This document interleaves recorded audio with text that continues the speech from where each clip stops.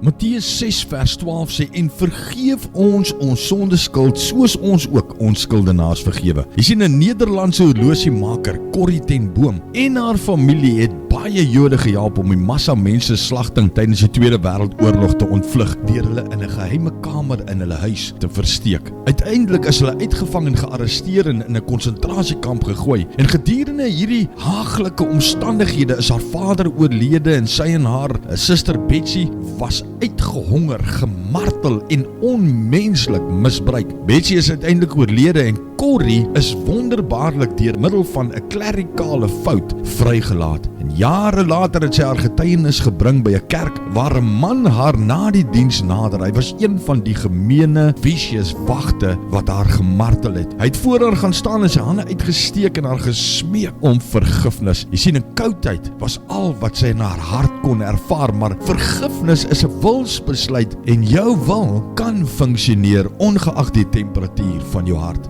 Sy het sy hand vasgegryp en gevoel hoe 'n warmte deur haar liggaam vloei en sy die wag vergewe en saam het hulle daar gestaan en gehuil. Om te vergewe is om 'n gevangene vry te laat, my vriend, en agter te kom, daardie gevangene is jy. Abba Vader, Here, baie dankie. Geef vir ons die krag en die wysheid, Here, om mense te vergewe, om die te vergewe wat teen ons oortree het, of wat ons te nagekom het, of wat dalk iets aan ons gedoen het. Here, want dit is hoe ons verwag dat U ons sal vergewe.